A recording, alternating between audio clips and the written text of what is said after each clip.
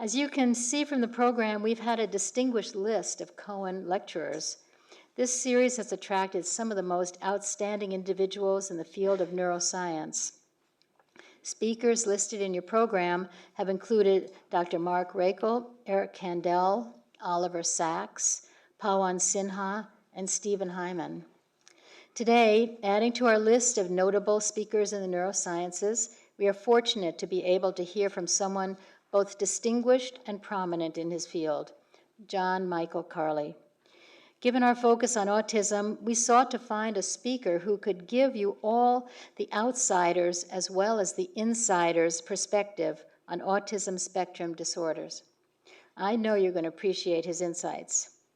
Mr. Carley has a unique personal history that he will tell you about. He had a rich and varied career, from being a playwright to a UN representative. But then certainly it must have been a shock to discover that his young son had Asperger syndrome, and then to discover that he did also. But this stimulated him to become one of the staunchest, most passionate, and articulate advocates in the autism community. He has founded GRASP, the Global and Regional Asperger Syndrome Partnership, which is the largest organization comprised of adults on the autism spectrum. GRASP's goal is to increase societal awareness about Asperger syndrome and other forms of autism, as well as to educate people within the spectrum about their own condition. He's also the executive director of ASTEP, where he works with businesses to help them provide better accommodations and understanding for their Asperger employees. Mr. Carley is a prolific and gifted writer and a noted speaker, as you can see by reviewing the program. His first book, Asperger's from the Inside Out, is already a classic, delving into the negative as well as the positive aspects of Asperger's, countering misinformation and stereotypes, and always combining candid confessions with hope and support. And I have lent my book out to a member of the audience. If you can hold up the book. He is not letting it go. But it's really a good book. And I recommend it for anyone who may have a family member, a loved one, friend on the spectrum somewhere. It's really a very inspiring book. This afternoon, Mr. Carley will outline the chronological history of the stigma surrounding words like autism and Asperger's. He'll discuss the DSM-5 controversy, and he'll give us his take on what he considers to be the 4 issues that threaten the autism community's sense of certainty and unity. First, the word cure. Second, the vaccine controversy. Third, the use of aversives to control behaviors. And 4, how available money should be spent. Maybe less on finding the genetic causes and more on providing increased services to people on the autism spectrum. I suspect you will find this to be the best lecture on these issues that you will ever hear. So with no further ado, and especially aware, perhaps you didn't know this, that April is Autism Awareness Month, let me present to you Michael John Carley.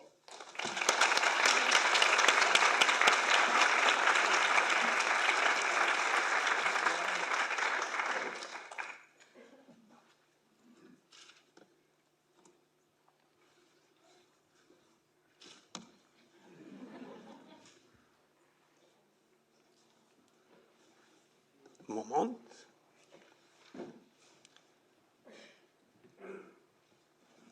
I'm not touching a thing. What's going on here? There we go. Okay, we jumped ahead quite a bit there, and I apologize for that. I'm giving things away. But I would like to begin by saying thank you.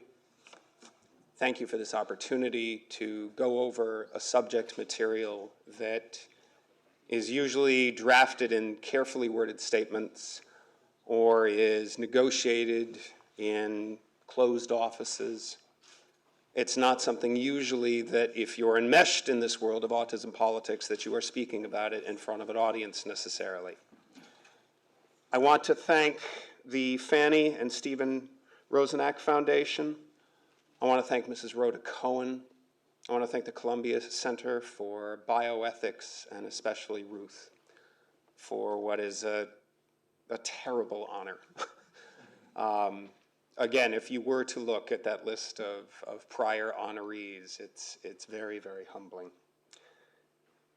When GRASP first started, we imagined ourselves as the radical voice of the autism world. You know, we weren't exactly as gung-ho as some of the older catchphrases that you would hear in other disability movements, such as nothing about us without us, or no fear, no pity, but some of the sentiments were the same, even though our wording might be a little bit different. And when you consider that we were the first organization of adults who themselves were diagnosed along the autism spectrum, this was to be expected. It was the by as well as for concept, or the inmates running the asylum, depending on your particular point of view. But it was also designed to create an awareness about another aspect of the autism world, which we've succeeded beyond our wildest dreams. And that was bringing attention to the needs of adults. Prior to this, it was all about kids. You know, kids were cuter, you could raise more funds with pictures of them, and adults were pitied, but their needs just seemed too complicated to the world. You know, they'd had these life experiences that had either given them masking strategies with which to cope, or because of the anger, anxiety, and depression that so frequently accompanies a life lived in the behavioral minority, they had been dragged down to levels of despair that nobody really felt any confidence in being able to address. So there we are, prepared to be the RADs. And by some comic twist, we ended up in the middle. This wasn't because we were doing anything differently or had steered away from our course that we had designed GRASP with, but rather with the behavior of all the other collective inhabitants of the autism world, and how the arguments just got ugly beyond anybody's comprehension. And in this comic sort of way, well, let's focus on that word comic. Because I have this really indignant suspicion that in 20 years, some Kurt Vonnegut-like writer is going to look back on this period of autism politics, and they are going to write a book that, for those of us who are in the field, is really hard to realize how funny this book will be. A book about human fallibility, about mistakes that just are textbook farce. And in that particular vein, that word comic, I think that if you can hold on to that word throughout this presentation, you might actually see what I'm talking about, even if the idea that this is funny is not something that sits well with you, as it does not sit well with me. Why did things turn out this way? I think in a large part because there was this wonderful woman named Elizabeth Kubler-Ross, who long ago devised the 5 stages of grieving, okay? And unless we're coming into this world trained as clinicians or researchers, we do not come into this world by choice. And so there's a shock to the system. Just like when a child's ice cream falls off the cone. Even if it's very quickly, we all still go through those 5 stages. But the 5th stage that we're after in all of these issues is acceptance. And coming to terms with things, being at peace with these radical changes in our lives. And my feeling is that the rest of the autism world just suddenly got stuck on stage 3, which is anger, and actually made a very conscious decision that this was the best platform to, quote-unquote, fight these, quote-unquote, battles in. I realize, too, that by being up here in front of you, that there's the risk of conveying to you a very false notion that either I or grasp am above a lot of the anger that is seen around the autism world. And I'm not. I wish I was. You know, I come home to my family and I need to vent and I need to say things that I cannot say at the office, much as I think anybody would. But I recognize that this isn't the platform to create the sort of healing atmosphere, you know, that is going to be necessary in this particular world. I think that there's a great line that I heard when I was a kid in school going through one of those typical undiagnosed Aspie school kid, he's unhappy at school experiences. And somebody actually said something to me that was meant as an insult. You know, and I say this to you because of just how shocked I am these 9 years later that we are positioned in the middle, often as the mediators. Somebody said to me once, act like you belong. I didn't pick up on the insult inherent in those words. All I heard was text that made absolute sense to me. Okay? That's it. I don't have to belong. I just have to pretend that I do. And that is why I am here today. What we're going to do is this. In order to understand stigma, in order to understand any social, political issue, as I'm sure most of you know, you have to know the history. There's a negative iconography that always shows up in the backs of our brains whenever we hear these words, autism and Asperger syndrome, no matter what area of the autism world we happen to be coming from. We don't know why we get these images in our mind, these negative thoughts, okay? But we recognize that they're there. And if we can understand the history, then we at least know why we're there. They're there, and we can do something about them. And then I would like to break down the actual issues after giving you this, you know, rather Kafkaesque history. And we'll talk specifically about where some of those differences really lie. And then we'll discuss the DSM-5 for a little while and the uproarious changes that are coming our way and that I think everybody is a little bit on edge about. But I would say also that when we talk about the history, that you're going to get a sense of how the politics are broken down and about how and why people are reacting so strongly to those changes in the DSM-5. We're going to talk about sort of the smashed myths of the past, just to give ourselves a little pat on the back, as if we've done something. And then we're going to maybe just try and end with some context to all of this before we go into a Q&A. All right. History. We're going to start in 1943. Dr. Leo Kanner, an American child psychologist, identifies autism.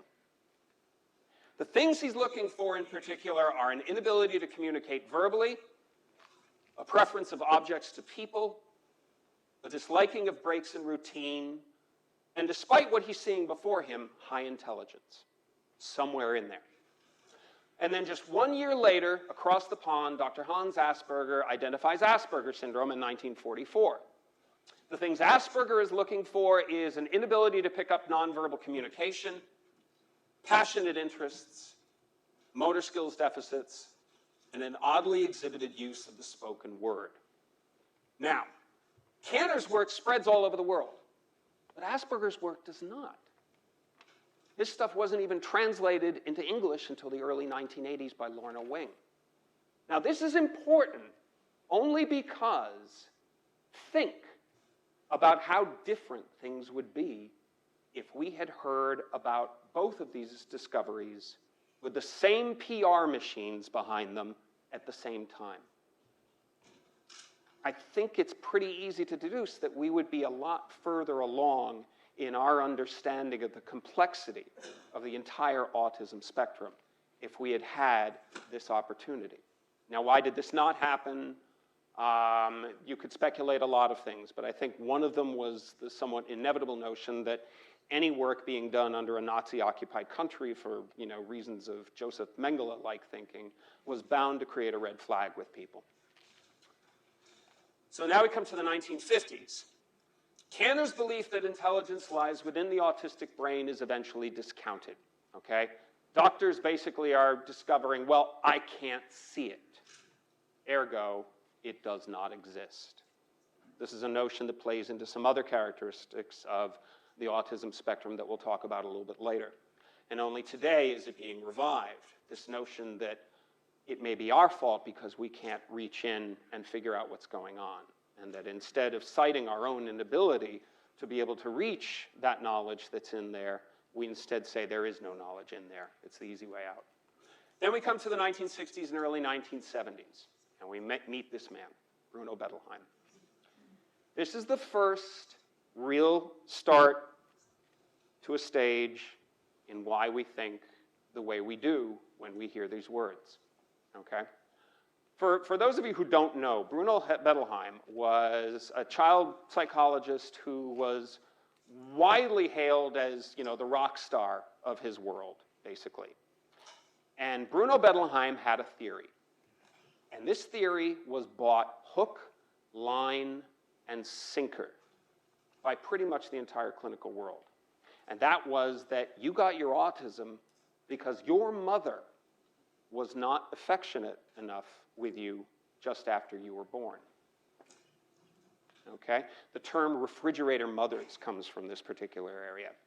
Now, I think a lot of you know and can empathize and can, you know, speak with horror of the past of, you know, those mothers that basically were told, you know, this is your fault. And even if somewhere in the recesses of their mind they think back and they go, I could have sworn that I was affectionate enough with him when he was born. Still, you'd be nuts to try and fight what is basically a globally embraced idea. And so people basically went along with it. But I think one of the things that we don't think about too much is what was it like for the husbands to think, this is my wife's fault. She did this. What was it like for the siblings to think, don't expect any affection out of mom. You know, I know we're not getting that. Look what she did to our brother or our sister. Okay? This man destroyed untold amounts of families, not just the mothers. And a forced separation of those children from the home sometimes existed for up to periods of 2 years, where that particular kid would be denied contact with the family and or, you know, not given very stimulating things to do while he was away. So what does this guy do to, you know, what pops in our head when we say these words, autism and Asperger's, okay? We've got the suggestion of bad mothering, that's obvious. Okay, we've got a possible forced separation with the child. So it's logical then to avoid the diagnosis of autism. Okay, this is a very bad thing to happen to you. So we move on.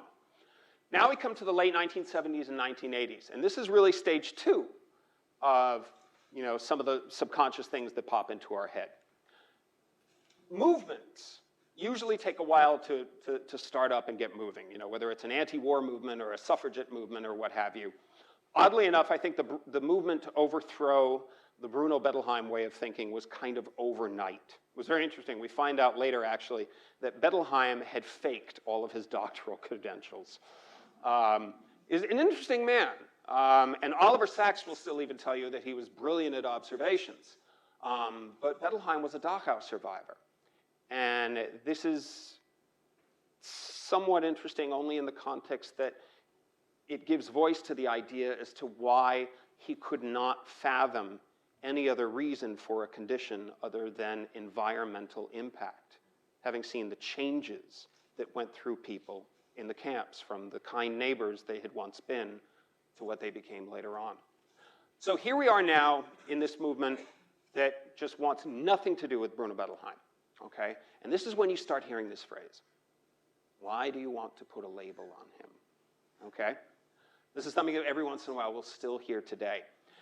Now, this wasn't, you know, like a conscious movement to overthrow Bruno Bettelheim. This is a little bit of fictitious stuff that I'm throwing at you here.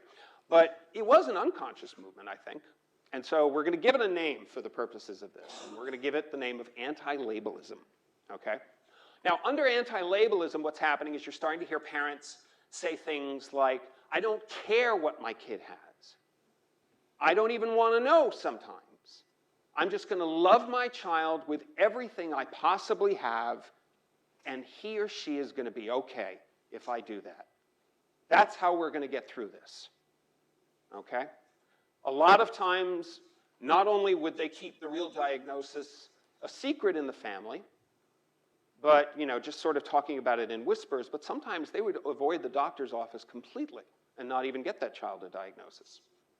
So under these rules, here's what's happening to the words autism and Asperger's under this particular idea. We start to first hear intentionally vague descriptions of all diagnoses as special. This is sort of the first time in which we start to hear this word. And at the time, actually, I think it was actually a great word to use. It has a positive rather than a negative connotation. Fought back on that. But I think not because of the way the word has changed, but because of the way we've changed, that actually this word now sort of is kind of condescending. And I would love to see us be able to come up, with a replacement for it.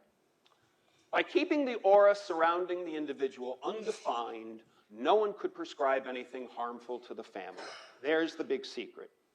There's the big reason why anti-labelism exists. Protect the family, a very, very natural impulse. Question is, was this an avoidance of stigma?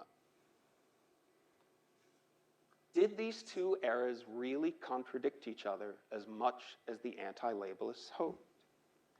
And I think the answer, in a comic, tragic way, is no. When we're hearing these words talked about in whispers, that connotates shame.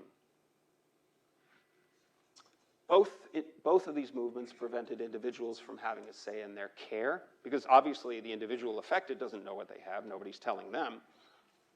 Both denied individual self-advocacy skills. This is sort of along the same point, but just introducing new words, not to mention denying the concept of self-advocacy itself from circulating. Today, we know the benefits of what it means when an individual knows what they have, rather than the dark days in which they wondered why they seemed a little bit different from other people around them.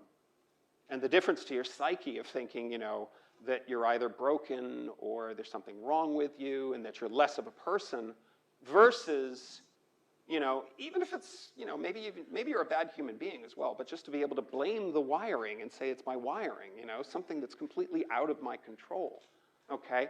That provides biblical relief to somebody that has experienced what it feels like to be a second-rate citizen.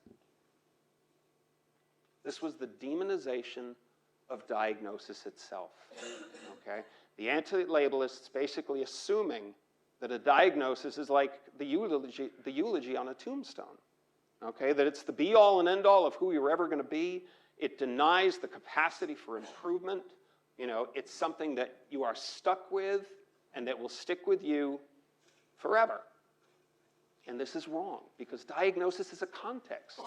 It's a filter through which to discover who you are as an individual, by saving you a lot of time by outlining, getting rid of some of the other stuff.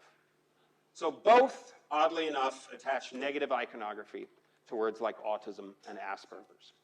The seeds of where we are today sort of began in the 1960s, when we first started to see autobiographical accounts by all these folks on the spectrum. Obviously, they're challenging the idea that autistics can't communicate, or all of them can't communicate, because they're writing books, they're communicating. And then we have clinicians like Oliver Sacks, who brought attention to the beautiful works of art created by autistics. Now, a very small percentage really has, that sort of savant thing going on and everything, but this was good publicity. So we wanted this, we'll take it, this was good. And then we come to the 1990s and the 2000s. I have only, because of editing, I could have gone on for 5 hours about this stuff. I really, really could have. Editing was really a chore here today. But we're only going to go up sort of to 1994, and after that I'll speak in specifics. But this is the real, shake 'em up decade that sort of started, the road to where we are today. 1993, a very interesting article comes out, written by a guy with autism named Jim Sinclair. And it's called Don't Mourn for Us. By the way, any of these articles that I talk about, they're on the GRASP website. You can just go grab them. GRASP's website is grasp.org, and there's an articles and interviews link to the left. Now, in Don't Mourn for Us, Jim it's kind of it's a little too angry an article, you know, a little bit, but it posed a question which had never been posed before and which needed to get thrown out there. And that was, in the article, Jim saying, hey parents, I know you talk about how miserable your child is because he or she has autism, but I would ask you, maybe it's not your child that's miserable and maybe it's you. Maybe it's your expectations of what parenthood was going to be like that really got kind of dashed. And maybe even if your child is nonverbal and just sitting around and listening or hearing or looking at pretty colors inside their head, that there may be purpose and there may be happiness and there may be contentment to an individual just sitting and looking at pretty colors inside their head. So Jim, whether right or wrong, was posing this challenge for people to examine what their ideas of happiness were and what their ideas of parenthood were. Parents were not pleased with this article, and this really started things rolling. And then, of course, in 1994, we get the DSM-IV. Asperger syndrome is included as a legitimate diagnosis, and individuals like me certainly wouldn't have qualified for an autism spectrum condition prior to that. So the world goes kablooey, okay? And the prevalence numbers skyrocket. And this inclusion of Asperger syndrome into this particular volume of the DSM, by the way, for those who don't know, I'm sorry, the DSM stands for the Diagnostic and Statistical Manual, and it's basically the clinician's Bible, where they can look up definitions of various conditions and figure out how to diagnose it in a somewhat superficial manner, but the bare bones are there. But what people, I think, forget is that in the DSM-IV, the diagnostic criteria for traditional autism also changed dramatically. I'm always afraid I'm going to get this wrong, but in the old one, it was you had to meet 6 mandatory criteria to receive a diagnosis of autism. So if you got 5, but not the 6th, mental retardation or something like that. Under the new DSM-IV, if I get this right, it was 8 optional in a field of 16 possibilities. So for you math brains out there, you know that this blows those numbers open wide as well. Now, since then, a truckload of things have happened, okay? We've had stepping stones, and I've tried to be careful because one of the reasons why I think we're also in the middle of all these arguments is because we try to humanize as best we can, despite our own anger sometimes. And yet, there has been this great comic history of incidents since 1994, okay? We can go to 1998 when Andrew Wakefield starts the whole vaccine theory issue with his article in The Lancet, citing a direct correlation because of his research, which has now been, you know, debunked 80 gazillion times. Then we go to, I know it sounds demonic to say procure. I could not figure out another way to put it, but because that word has been so predominant in these arguments, that was really all I could come up with necessarily. But at the time, you really had 2 research organizations that we were talking about up there. Cure Autism Now, otherwise known as CAN, and NAR, which I think stood for the National Association of Autism Research. And they used that word incessantly. And then around 2001 and 2002, there was a growing group of verbal folks on the spectrum that approached them and said, would you please not use that word? You know, it makes me feel bad. We're, you know, at a psychological disadvantage enough as it is, and, you know, these negative words, you know, really don't make things help anymore. Now, their response in private was based on, well, you don't understand, we need that word. If we're really going to raise awareness, we have to be able to use that word as a mechanism. We also, you know, think that it helps, you know, to raise money as well. But they didn't tell those people that. I don't know if it would have done any good to tell those people that, but no matter what, their response was no response. And you couldn't have done anything dumber than not respond, because what you were instead basically saying to those people on the spectrum was, your opinions don't matter. It invalidated everything that they had sort of gone through, and it just exacerbated the situation times 10. The anger in those individuals exploded, and it was one of those early steamrolling processes to where we are today. So, GRASP starts, again, thinking that, we're going to be, sort of, revolutionary, ha, ha, ha. Starts in 2003. And then Autism Speaks starts in 2005 and engulfs CAN and NAR within that particular umbrella.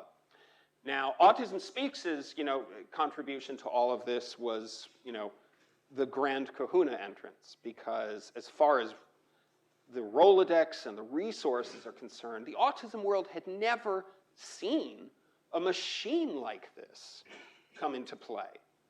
And to give them some credit, I will actually say that, in the past, folks of the means, as the founders of Autism Speaks have, usually in the past would make sure that they got their kid the most, the best, whatever priciest services as possible, and then kept everything quiet. To their credit, they decided instead to say, no, we're going to try and change also the rest of the world's opinions about the behavioral differences that our children are going to show on the street. Because we know that our kids can't survive just by services alone. We need to change how other people look at their behavioral differences, or else our children are just not going to be happy. And there's some credit due for this. The founders, by the way, were Bob and Suzanne Wright. And Bob was the chairman of NBC and a former vice president, I believe, of General Electric. So there was some power there. And when they first came out, they also had plenty of good stuff. They talked about early intervention. They talked about early diagnosis. They really were going to be a fantastic machine for spreading those particular tools. But it was also cure, cure, cure, cure, cure, cure, cure. That was not just a word being used in their lexicon. That was the driving force of their message. They opened in 2005 with 2 weeks of coverage on all of NBC's affiliates. And there was a lot of good stuff in there. But there was a lot of terrible stuff in there. There was a woman who was talking about how she blamed her child's autism on having eaten too much tuna when she was pregnant. Okay? They gave some credence to a guy named Dr. Kenneth Bach, who is this great chelation guy. And for those who don't know, chelation therapy is a process by which the toxic metals are taken out of your body in a very, very dangerous way. There's at least one death to a 5-year-old boy that is known from this. It does not work. It's sort of a favorite thing of vaccine theorists who don't believe that, some of whom don't believe that autism even exists. There's only mercury poisoning. So there was a lot of weird stuff lined in there. But the very first words of that NBC campaign was a father saying these words. To me, it was like a little body without a soul. And you had really grim music playing underneath. It was Arvo Pärt's Summa, which is actually a really, really beautiful piece of music, but the effect was notable. Now, at the time, GRASP had a contract with the New York City Public Schools, and I was working with some of their autistic kids. And these were kids that were a lot more challenged than the adults that would basically come to a lot of GRASP support groups. And I would show them tapes of these campaigns, and they'd go, oh, Vernon Smith, okay, I can get along with that. They'd see something happening in a classroom, and they were kind of like, oh, this is pretty cool, this is all right. But when they heard that father saying that about his child, there were cries of uproar. There was statements of either, wait a minute, I have a soul, or I thought I had a soul. So there was a lot of early damage.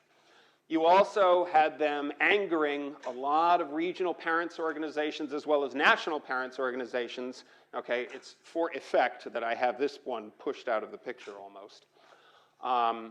Because a frequent statement of theirs was that there was nothing else out there. That the reason why Autism Speaks needed to be, the entity that it was because nothing else existed, thereby invalidating the work, of decades by these parents' organizations in a way. So they're there, everybody's worried, and we at GRASP are thinking, okay, this is going to be difficult, but A, we believe in dialogue, we believe in discussion, we don't believe in the middle finger from across the street routine. Let's see if we can find somebody that we trust on a personal level at Autism Speaks to talk to. And we did. We found somebody. We found a woman named Alison Tepper-Singer.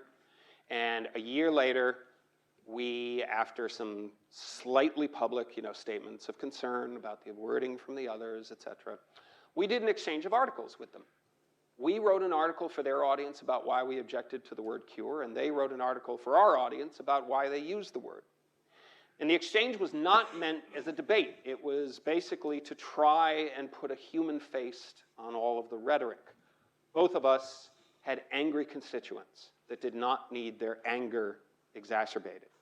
They needed it somewhat healed to understand that, yes, there was an issue at hand, but that there had to be somewhat of an emotionally healthy response to it rather than getting, all crazy. So oddly enough, this really, really kind of worked. But both organizations had some backlash.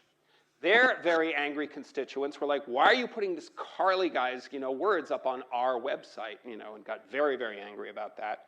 And we had a lot of folks that were really concerned that we were legitimizing the viewpoints of Autism Speaks by having done this, okay? We knew about some of these members. They'd been kind of vocal before, and they, in response, a lot of them left. And they started smaller peer-run organizations and became bloggers. And their tactic was to be more militant in their approach towards the Autism Speaks crowd or the vaccination theory crowd. And they had real problems with us, not just in terms of the legitimizing the opinions of Autism Speaks, but there were concerns because they knew that a lot of what our dealings with Autism Speaks were not going to be publicized. We were trying to earn personal trust so that we could, create the kind of change that only dialogue can bring about. But their fears was, you would start to see crazy stuff on the internet, secret deals, Carley's sleeping with Alison Tepper-Singer, there's a contract somewhere, all this stuff. It was fun, actually. It was a lot of fun. I have to be honest with you. So, in essence, there were a couple of positives for us with this sort of little separation. There was one negative. They took a lot of our press because they were willing to say much more outrageous things to the press and, than we were. So they took a little bit of that. But not only did the more problematic members that we had suddenly have a home to be happy in other than in our backyard, that we had to deal with, but also the funny thing was that the powers that be, such as Autism Speaks and et cetera, there was this good cop, bad cop thing going on between the two of us. And if they wanted, anything resolved, they came to us, which was good for us. So this all sort of erupted with, there's incident after incident, and it's, again, to that future Vonnegut guy, it's hysterically funny stuff, but it had real dramatic implications. I think one of the biggest things, too, for me personally, was just every time something like this would come up, I would just be like, oh, man, and I'd be down for a week. Because, you want to be responsible to your constituency, and so you want to be an organization that talks about what you're for, rather than what you're against all the time. And some of these organizations, it's nothing about anything other than what you're against. Now, here's something which we could find a little bit funny. Those other peer-run organizations, and let's say Autism Speaks and the vaccine theory organizations, okay, mortal enemies, let's say. Oppositional views, but this was interesting to me. But very similar behaviors. Very similar behaviors. There was always the need for a bad guy. With Autism Speaks and the vaccine theory organizations, it was autism or Big Farm, the pharmaceutical companies. For the bloggers, et cetera, it was Autism Speaks and the vaccine theory organizations. And this is the one that probably angers me more than anything, is that both of these extremes were pandering to their audience rather than leading them. You have people that believe in you and need you and are depending on you for leadership. And you throw gasoline, the gasoline of alarmist rhetoric, on their anger. Both did their own share of invalidating and bullying. They were always making sure to invalidate the very serious experiences of each other and showing off basically what ended up looking like a competition of suffering along the autism spectrum. And this whole notion of, how deep the spectrum is, but how both sides sometimes are terrified of one another. And this is natural.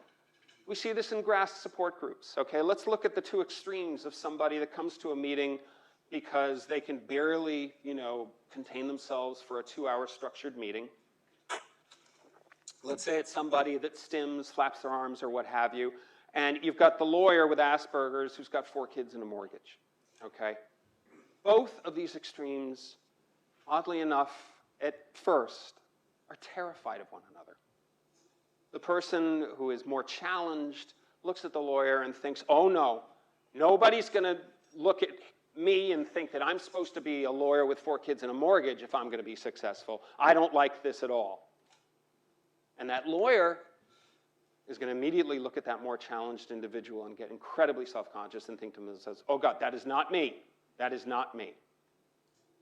Again, comic to someone else. The bullying, okay, this is very interesting to me because I've always found that, with all of the emphasis that we're finally getting, on bullying and the science of bullying and how it's not just the bullies, it's the innocent bystanders, it's, maybe the teachers that sort of directed these subliminal messages of, if you guys do something, that's okay, that sort of thing.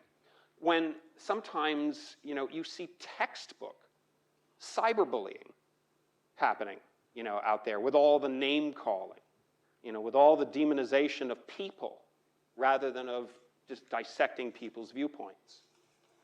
And both have done more than their fair share of spreading misinformation.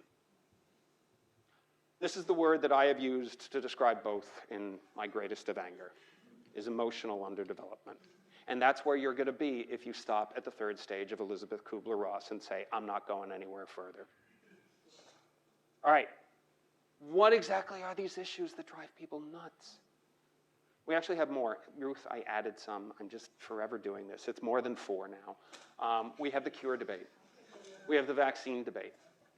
We have behavioral strategies. I won't be able to explain much about these because I'm a lot dumber than I sound, actually, plus aversives, but I can at least, lead you in the direction of what the differences are. Conflicting messages. That's kind of a big one. And then research, There's different types of research. We hear autism research, and we just think, oh, good, okay? And actually, it is all good. But there are different types. And we may have preferences as to which we want to see embellished. So the word cure thing, okay, this is the easiest one to figure out because there's only 2 sides of it. There's the medical argument and there's the ethical argument. That's it. And the medical argument is really based on the fact that we know that autism and Asperger's and all this stuff is a primarily genetic condition now, okay? You're born with it and you're going to die with it. Life can improve dramatically along the way, but this isn't going anywhere. So this paints cure as a medically inaccurate term, okay? And the ethical side of things here is when people are asking others to change their terminology because it offends them. Well, do Caucasian Americans get away with it if they were to say to an Asian American and tell them what words should and should not offend them? Do Latino Americans tell African Americans what words should and should not offend them? No, it's not their call. It's nobody's call to tell someone else what should offend them and what should not offend them. They are the experts, not you. Moving into the vaccine debate. I could have done 80 gazillion slides on this. This one really does have an amazing history of just articles that caused this incredible, uproar in the world and then are later found to have enormous holes in them. No fact checking going on whatsoever. It's really, it's so long. We obviously have, there's overlap also too in these ideas, okay?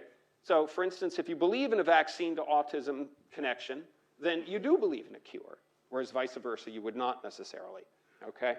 So we have the genetic versus environmental causation and doubt over the expanding diagnosis. There's this idea that the numbers are increasing not because of our ability to look at it better, recognize it better, suddenly look at bachelor Uncle Fred and go, oh my God, Asperger's, That's what he has, okay? Now it's, different things to them. We have the origins, okay? This is a movement that does not come out of nowhere. There is a correlation, and what was a recurring phenomenon of lots of kids showing more of their autism right after the point in which they were inoculated, okay? This cannot be disputed. But what people were really failing to understand and what doctors were failing to coach them in was the idea that developmentally you kind of start to show your autism at that age when you get your big boost of inoculations anyway. And also that there's a big difference between environmental causation and environmental exacerbation, okay? What, for instance, are sensory integration issues other than environmental causation that have you show more of your existing autism because you're irritated? And nobody's going to say, that all that mercury that used to exist in thimerosal, the preservative that was used on all those vaccines, nobody's going to say that all that stuff was good for anybody necessarily, okay? But if that stuff were to exacerbate existing autism and cause a reaction, I mean, I don't know if that's true or not. Again, I'm not a scientist, but I would not discount that. It's the causes aspect of these arguments that is the problem. Now, we also have dueling studies going on. You're hearing at this particular point in time through history a lot of studies coming forth from the vaccine theorists that say, look, this study proves a connection. A lot of studies coming from other avenues saying, look, this proves there's no connection. And part of the great problem was that the average layman doesn't know how to distinguish what's the more authoritative study and what isn't.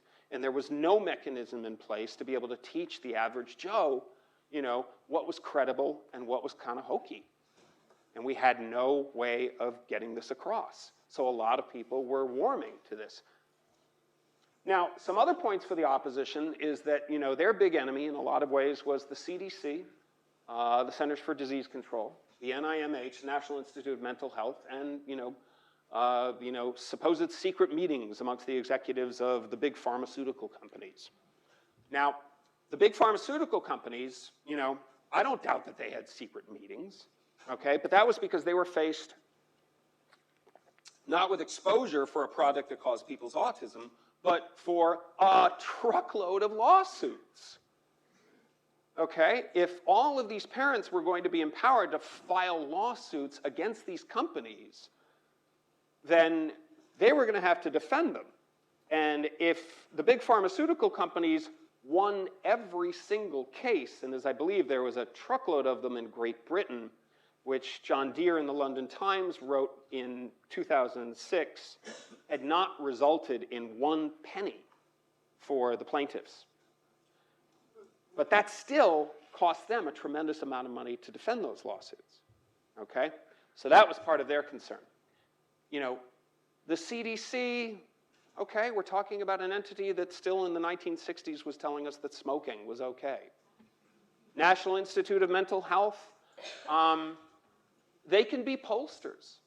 They are a government entity that, I guess needs to be, continuously voted in. And they're very, you can bully them, unfortunately. Because of the vaccine theory bullying, they basically gave a $30 million check to go study chelation, okay? And I think, wow, think of the emotional good health that grass could spread with $30 million, okay? But my bitterness aside. You know, actually at one point, I really never complained about this at one particular point, but just to prove this particular point, at one point the NIMH had asked me to be on a peer review panel of federal grant applications. I was going to be one of 3 people on the spectrum. And I'm thinking, I don't know anything about this. It would be totally irresponsible for me to say yes to this. But this is what we've been asking for, so I figure, okay, I'll do it. And then at one point in the proceedings, they said, you know, if you know of any stance that you've taken on these issues, which would sort of take you out of the field of neutrality, you do have an obligation to convey that to us. And I thought to myself, well, I've kind of been outspoken about, you know, the vaccine stuff. So yeah, I do have an obligation to convey that. So I conveyed that. And I figured everything was going to be fine. And then I got a call from them basically saying, Mr. Carley, we're so sorry. You're right. We just didn't vet you. We didn't look it over. We cannot have you on this particular panel, you know. But again, it's, you know, they're trying to score points in the public. Now, the 2007 CDC numbers. Before 2007, the prevalence numbers were 1 in 166. And because thimerosal had been gradually removed in the late 1990s and early aughts, that vaccine theorists were banking on these new numbers. These new numbers, the prevalence numbers having dropped in their mind, would prove the autism vaccine connection. And the numbers came out, and the numbers did not drop, they rose. From 1 in 166 to 1 in 150. And as most of you know, we're now at 1 in 110. And as far as I'm concerned, the vaccine issue should have been dead, nailed shut, when these new numbers came out. But unfortunately, it still continues. It continues because leadership issues, or, you know, you could argue that there's an autism spectrum thing that sometimes happens with some of us where we have a great difficulty in letting go of an idea that was really locked into our heads.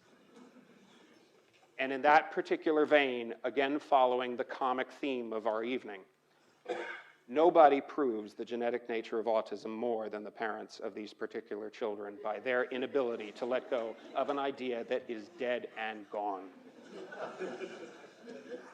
And as far as leadership is concerned, we're seeing racist shock jocks and ex-Playboy bunnies, and that's the best they can muster, but still they have a following, and they are greatly supported by those lawyers. Now we come to behavioral strategies, this particular issue. Again, I'm just going to run through it somewhat quickly, but I'm going to spend a little bit of time on this first one. Applied behavioral analysis, okay? This is a strategy that employs both positive and negative consequences for behavioral change, especially in significantly challenged kids. And I'll tell you right off the bat, for a significantly challenged kid, this is probably the best strategy that you can have, even though there's a history that's rather horrific behind this. I forget his first name, Dr. Ivar Lovaas. And when he devised this back then, he was using techniques like slapping and shouting and electrical shocks. And so it's very, very hard, I think, sometimes for ABA to get a clear path based on, you know, some of its history. And it certainly does not work in, you know, individuals that have a better ability to mirror greater society. But it also has one other drawback. And that is that I've actually ended up working with a lot of the kids that were raised on ABA in the New York City public schools. And the hard part is that they are so good at understanding what the people around them want from them in terms of behavior. But it's not even that they're bad at it. They have no concept of the notion that there might be something that they want rather than what the rest of the world wants for them. And teaching them that you might want something different than what the people around you want for you is very, very hard sometimes. We have the teach method, which is better suited for those, again, better able to mirror greater society. started mostly by a guy named Gary Mesabov, who's like the sweetest guy in the world, who teaches down in North Carolina. And this is one that really brings the individual into being more of their own doctor. You know, sort of teaches them about their diagnosis, you know, as they move along in the process.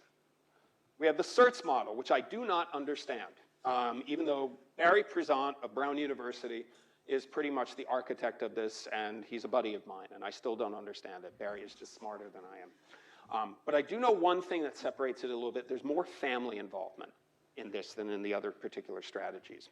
And then we come to the sunrise method. I don't know if anybody here knows the sunrise method. Okay, all right, good. Sunrise method is basically when you duplicate your child's autistic behaviors. And you do this 24/7 with them in the home. And the training is incredibly expensive. It's something like, I think, $30,000.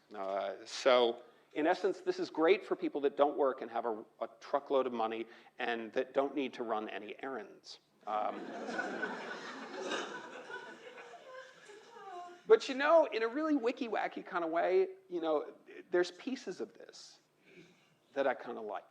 I've dealt with the Sunrise folks. I don't like dealing with them necessarily, but, you know, pieces of this, pieces, mind you, you know. The whole notion of an individual feeling comfortable with their own behaviors, you know, I like that. Now we come to the subject of aversives. And for aversives, aversives basically means what restraints are you allowed to use when, let's say, that 21-year-old, 300-pound nonverbal autistic attacks you as the orderly in the institution in which they have been placed. And this is not an issue that GRASP is engaged in very much at all because it's really out of our area of expertise. But we've had enough of an initial, you know, understanding of it to be able to convey to you and say that this is an issue, you know, and it's an issue that hopefully a lot of people are starting to follow. Strangling, kicking, withholding sleep, shocks, slapping, withholding food. Now, to a lot of us, this conveys words like assault, you know, neglect. These are methods that are legal in New York State to impose on that individual in that particular home, okay?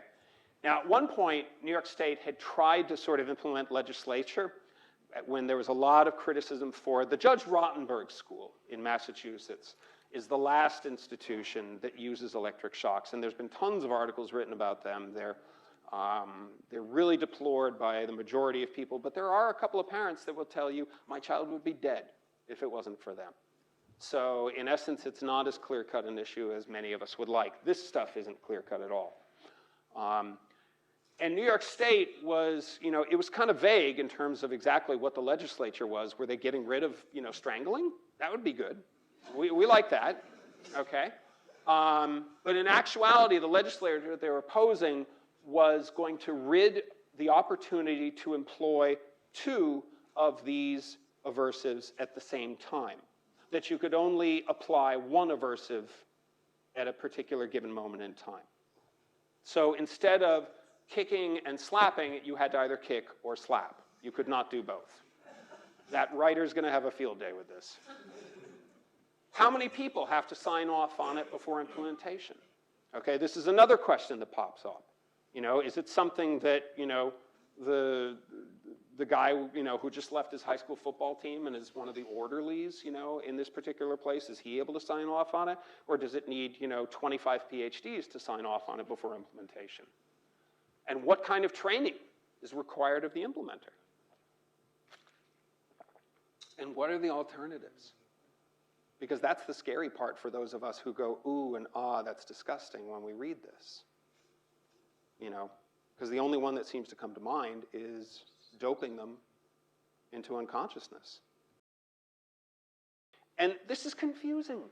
Again, we're supposed to be, you know, responsible for educating the public about this, and when we send out these contradictory messages, you know, we're certainly not, you know, doing so in a very effective manner. So we're just going to focus on 2 points, okay? The biggest mixed message of all. If you can't read this list, that's part of the point. And this is a list of famous people that have been diagnosed with Asperger syndrome in retrospect, okay? Now, granted, diagnosing the dead is a bit of an arbitrary science. But in fairness, diagnosing the living is fairly arbitrary as well. You know, we don't get diagnosed with this via a blood test or an MRI, okay? And I like having this list to show people on the spectrum that are having a hard time in their lives, because even if probability is not matching up with this particular list in their lives, it's possibility. And one of the things that has always driven us is that we always make the ethical mistake when we sacrifice possibility in the name of probability. And that's especially true for clinicians. So, big list. By the way, this list was only taken from 3 books. There are other books with more names being diagnosed. And then we come to this. Okay? Now, oddly enough, this is a woman named Amanda Baggs. And Amanda is one of those bloggers.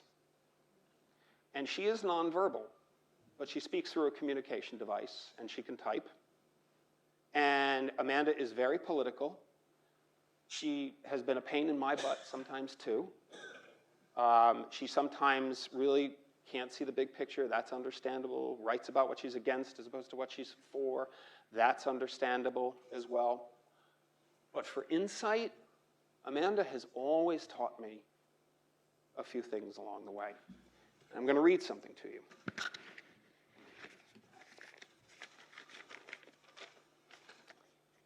This is what I look like when I'm trying to relax or zone out a little, or shut off vision so I can hear what is going on around me. I have no doubt that someone could use this image to show the tragedy and despair inherent in autism. Black and white images such as these, and the captions that go along with them, are designed to create a reaction.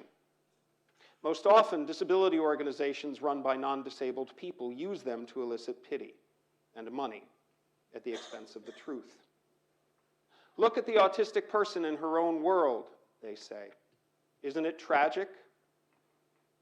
What I am doing in this photograph is no different than someone curling up with a good book to unwind after a long day. Some autistic people would even say that it's bad to publish pictures that look like this. Better to publish ones that make us look like real people. Those are the better pictures. I say that plays straight into the hand of people who think there's something wrong with the way we look.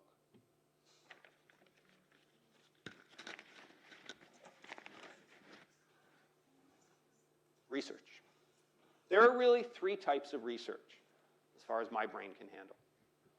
You have the educational and behavioral research, you know, the strategies that we went through, what works in the classroom, what doesn't work in the classroom.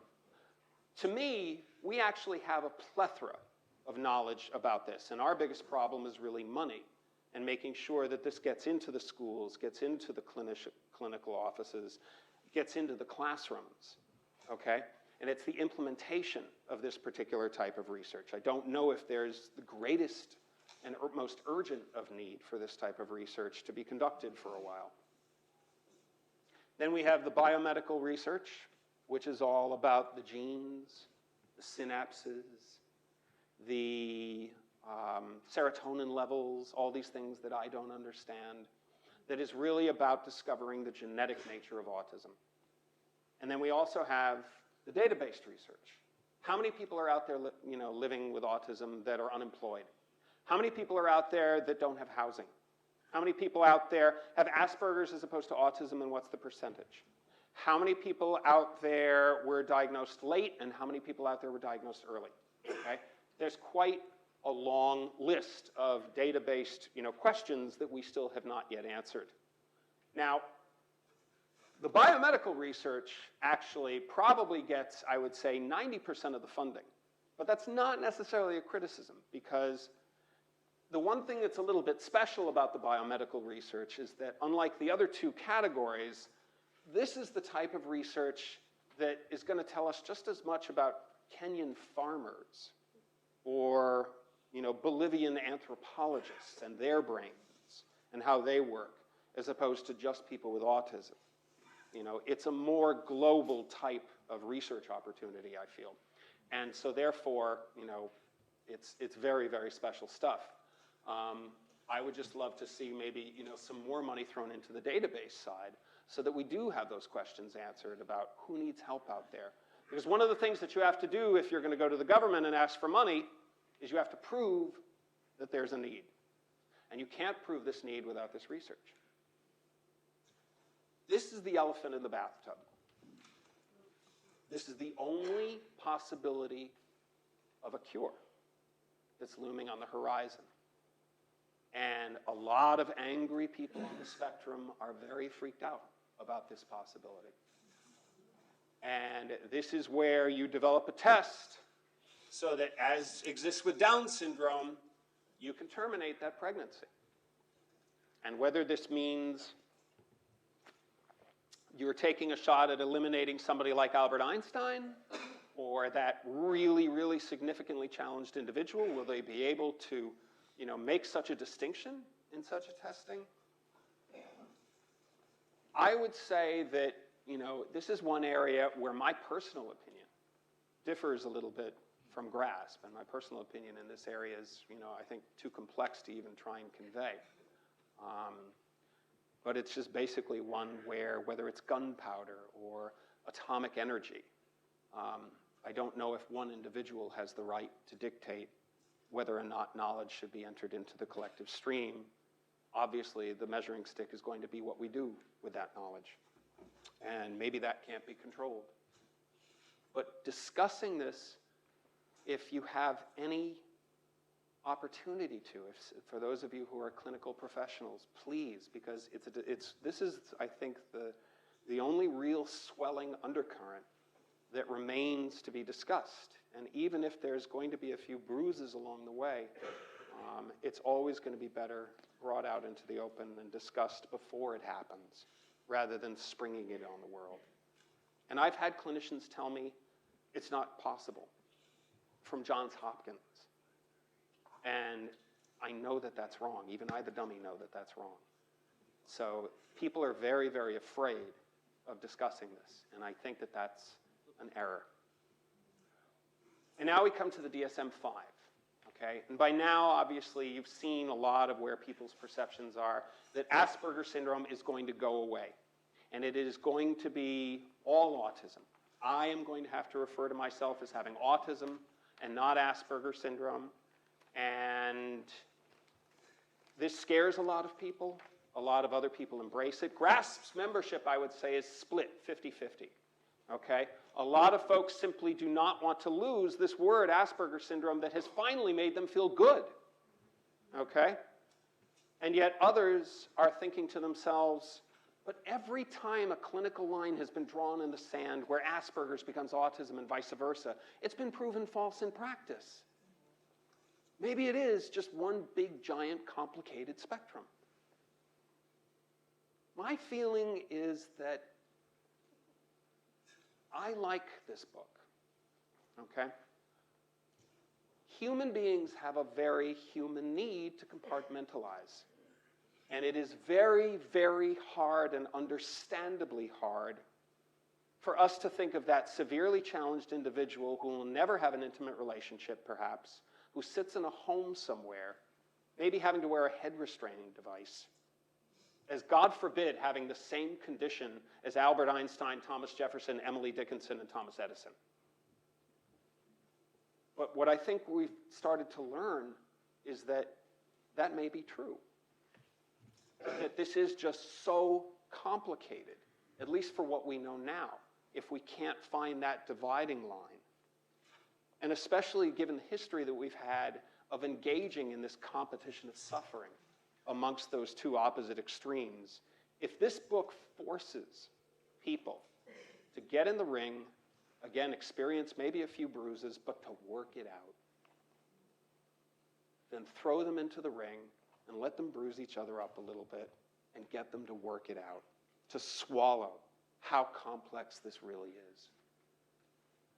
In the short term, it's going to be a catastrophe when this book comes out. I'm giving you the warning right now.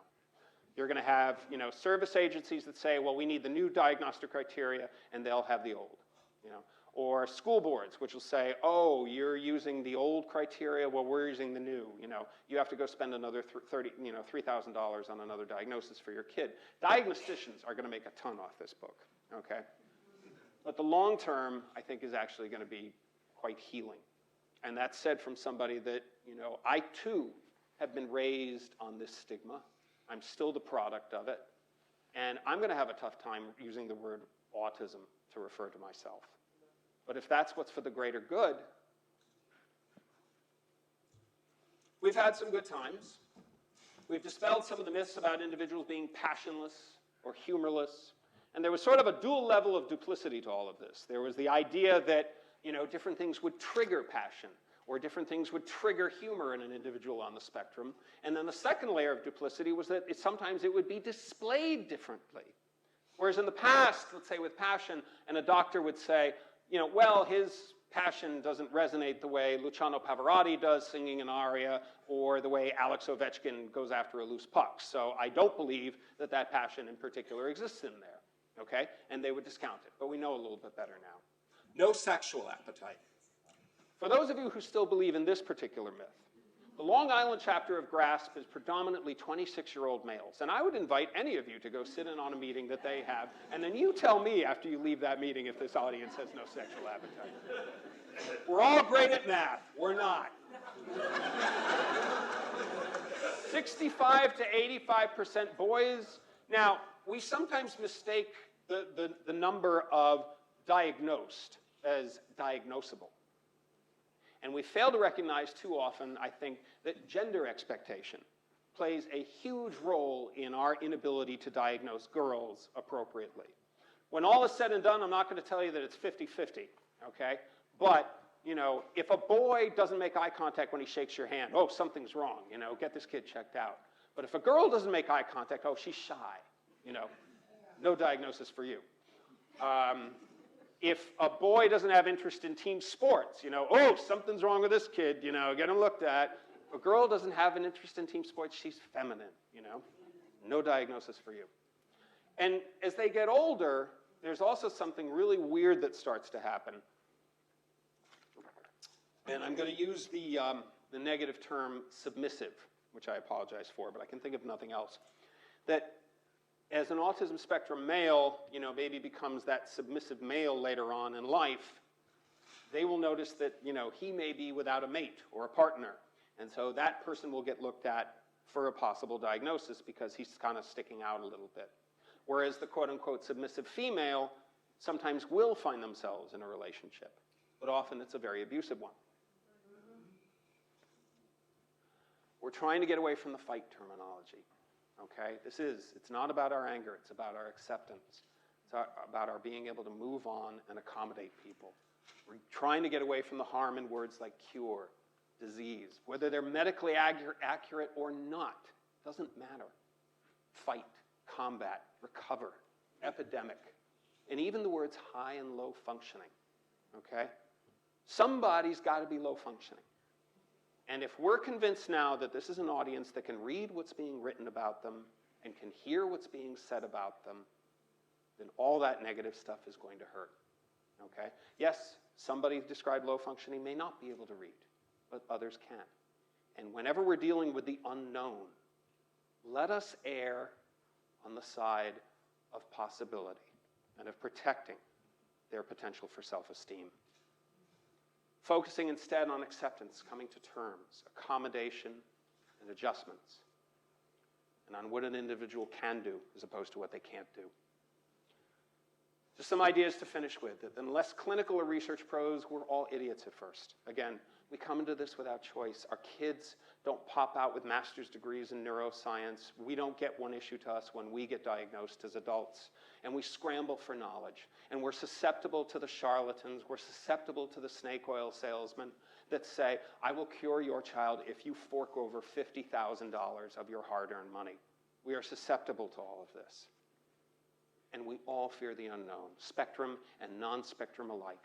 That's the one binding similarity that everybody has. You bring city kids into the country, they want to kill everything that moves. You bring country kids into the city, and they want to know why all these weird people aren't locked up.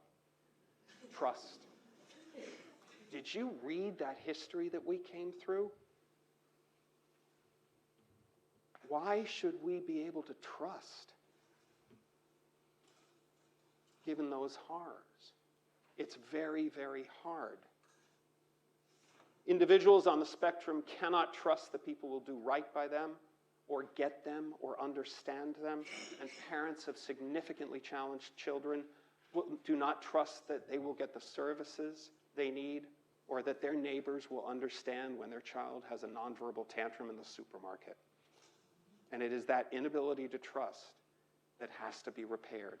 And it only, again, will be repaired if you throw everybody in the ring together and let them work it out. The ethical mistake of sacrificing possibility in the name of probability. I gave that one away.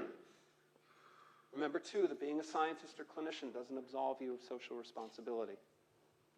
There's been plenty of folks that I've come across that think science for science's sake and then kind of retreat. It doesn't mean stop the work you're doing. The work you're doing is good. But feel free and confident to discuss maybe the ambiguity of the results of your work and what will happen as a result of your work. Take part of the conversation. Having a child on the spectrum doesn't mean you're a good parent. It really doesn't. Parents are not heroes. When we make the decision to have a child, it hopefully is done with the idea that when we get thrown a curveball, as all parents get thrown, that we will adapt and we will do the job that we agreed to do when we made that decision to have a child. People have been doing it for a long, long time, and it's the most beautiful work we can possibly do. But heroes, no. We do our job. Having a diagnosis also anywhere on the spectrum doesn't mean that you're a good person. Okay? You have just as good a chance to be a lousy human being as anybody else. We have made this error of always using communication as the measuring stick of happiness. And I think that's something that is also starting to change. Where if you have that, Aspie that tests off the charts and is expected to be, the CEO of a Fortune 500 company and, gets through school, breezes through a bit because nobody explained the social atmosphere to him, they fall on their face and looked upon as a failure. And then you have that nonverbal individual that has a clean place to live, has a job to go to in the morning, a sense of purpose, they eat a good diet, and they know when and where it is appropriate to masturbate, okay? Which one's happier? Again, we talk about the comic, tragic nature of all of this. And when I was a graduate student at the Columbia University School of the Arts as a playwright long, long ago, they taught us a secret ingredient to comedy, and that's tragedy. You are dealing with a world in which people are simply overwhelmed. They can't afford services. They've had miserable times. They're angry. They erupt in anger. They stay within closed circuits. They talk about how rotten this is as loud as they can, or they trash someone over the internet. It's all around us. And it's what makes operating in these particular circles especially challenging. The inevitability of these battles is because we're finally at least talking about them, okay? For decades, we may have been avoiding them. And in the long run, please understand that it is good that these debates are finally happening. I believe in confrontation. I always have been. I've been raised that way. And I probably believed in it a little bit too much when I was younger.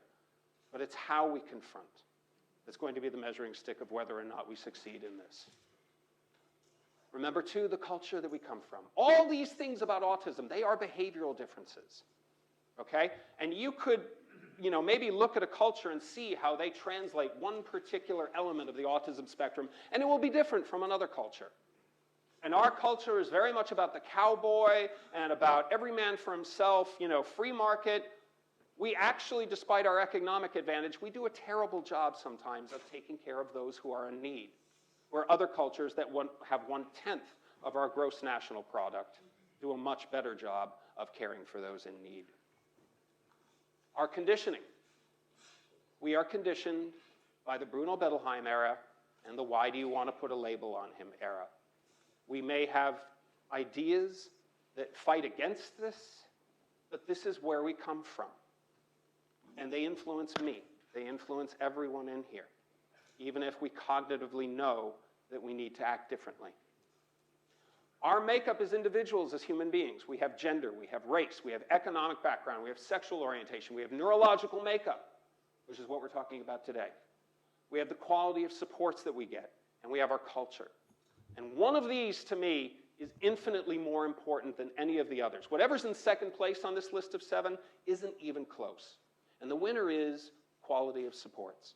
If you are raised to feel good about who you are, you've got a shot. Otherwise, no. That's my moment of shameless self-promotion. Subscribe to GRASS, please. It's free. And now some quick perspective. Greatest quote ever. Security is a superstition that does not exist in nature. Life is either a daring adventure or nothing. Helen Keller said that. I am not a Freud guy, but Freud had one really, really great thing to say. And that was that if you really want someone to change, then you have to change. Thank you. Thank you.